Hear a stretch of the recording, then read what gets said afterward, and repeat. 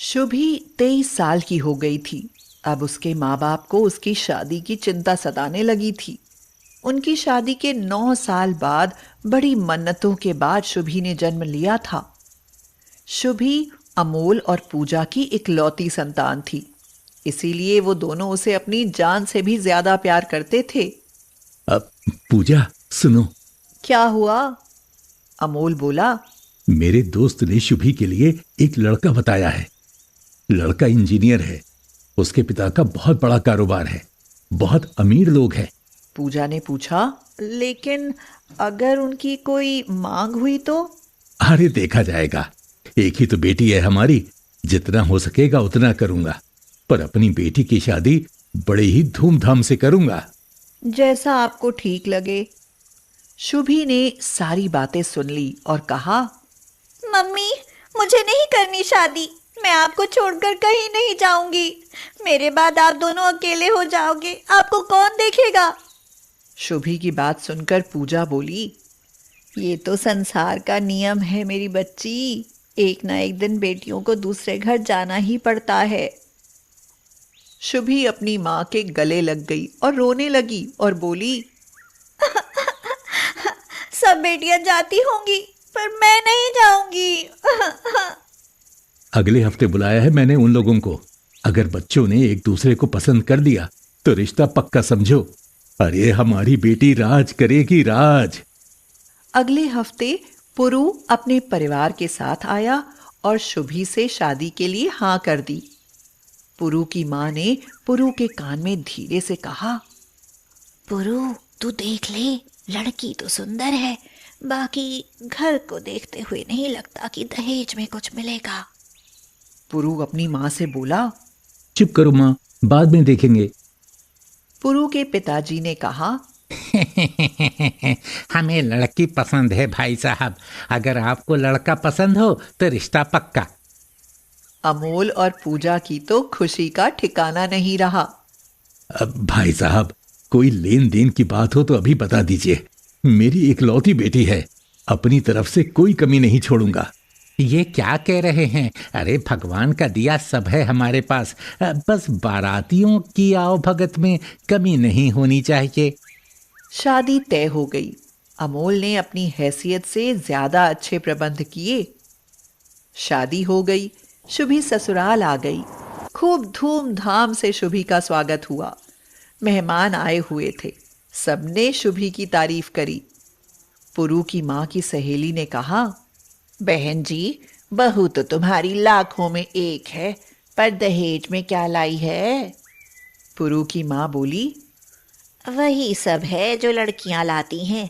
सोचा था इकलौती बेटी है, खूब लेना देना करेंगे, पर ये देखो, सोने का हार और सोने की ही अंगूठी दी है मुझे। भला आजकल सोना कौन देता है?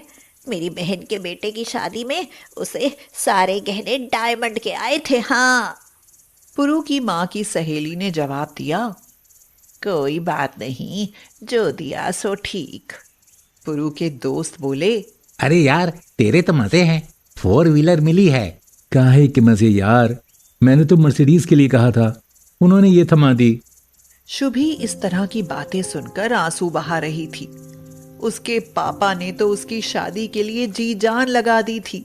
पूरी जिंदगी की कमाई उन्होंने शुभी की शादी में लगा दी थी, लेकिन उसके ससुराल वाले संतुष्ट नहीं थे। यह सोचकर वह रोने लगी। इसी तरह दिन बीतने लगे। यूं तो शुभी के सामने सब अच्छा बनकर दिखाते थे, लेकिन बात बात में ताना मारने में कोई कसर नहीं छोड़ते थे। 1 साल बीत गया। शुभी मां बनने वाली थी। पुरु आए दिन शराब पीता और उसके साथ मारपीट करता। शुभी ने यह बात अमोल और पूजा से भी नहीं कही। वह नहीं चाहती थी कि उसके मम्मी पापा दुखी हों। शुभी का रंग पीला पड़ने लगा। वह दिन रात घुलने लगी। पुरु की माँ बोली, देख शुभी, अगर मेरे पोता हुआ तो डायमंड का नेकलेस लूंगी। हाँ, कह देना अपने मायके में। और हाँ, मुझे भी इस बार मर्सिडीज चाहिए। शुभी ने कहा। माँ, मैं ये सब कैसे कहूँ अपने पापा से? उन्होंने मेरी शादी में अपनी सारी जमा राशि खर्च कर दी थी। इस पर पुरु की माँ बोली, शुभी बेटा, शादी की बात अलग थी, अब जब नाती होगा तब भी तो हमें 4 लोगों को जवाब देना पड़ेगा कि हमारे समधी जी ने नाती आने की खुशी में ये सब दिया है। शुभी अपने कमरे में जाकर खूब रोई और सोचती रही कि दहेज के लोभी न जाने कितने माँ बाप को कर्जे में डुबोकर मार डालते हैं। शुभी अपनी मम्मी को सब बताना चाहती थी कि उसके ससुराल वालों की मांगे बढ़ती जा रही हैं, लेकिन जानने के बाद उन पर क्या बीतेगी यही सोचकर चुप रह जाती। कुछ दिनों बाद शुभी ने एक प्यारे से बेटे को जन्म दिया।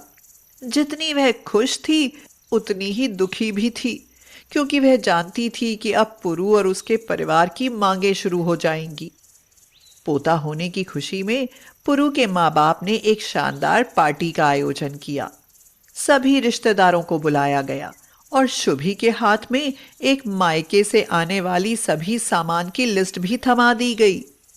शुभी बोली, पुरु, मेरे माँ बाप जो देंगे ठीक है, लेकिन मैं उनसे मांगूंगी कुछ नहीं। शुभी, वो सब तुम्हारा ही तो है, तुम उनकी अकेली वारिस हो। वो इतनी जायदाद का क्या करेंगे?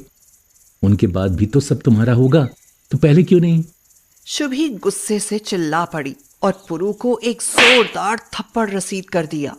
पुरु, तुम कितना आगे की सोचे बैठे हो, ऐसा कभी नहीं होगा। थप्पड़ लगते ही पुरु को गुस्सा आ गया और वह शुभी के बाल खींचने लगा। शुभी दर्द से करहाते हुए बोली, छोड़ो छोड़ो, मुझे दर्द हो रहा है। तेरी इतनी हिम्मत, तूने मुझे थप्पड़ मारा, अब मैं तुझे तेरी औकात दिखाता हूं। पुरु शुभी को मारता रहा। उसका 1.5 महीने का बच्चा रोता रहा। आवाज सुनकर पुरु की माँ भी वहां आ गई और वह पुरु से बोली, तूने मेरे बेटे को थप्पड़ मारा, अब तू देख मेरा बेटा तेरा क्या हाल करेगा। शुभी हाथ जोड़ते हुए बोली, माँ, मुझे छोड़ दो, अब ऐसा नहीं होगा।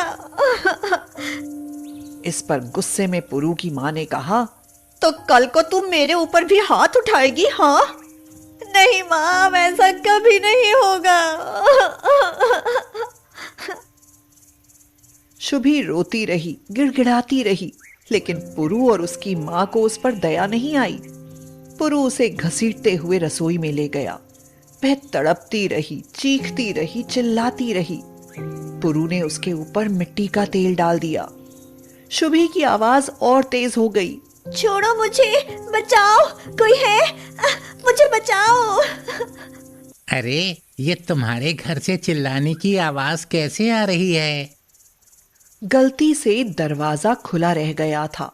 सभी पड़ोसी अंदर चले आए और माँ बेटे को बहू को आग लगाते हुए रंगे हाथों पकड़ लिया। ये सब क्या है पुरु? तुम बहू को आग लगाकर मारना चाहते हो? पुरु और उसके माँ के चेहरे पर हवाइयां उड़ने लगी। उनके पास कहने के लिए शब्द ही नहीं थे।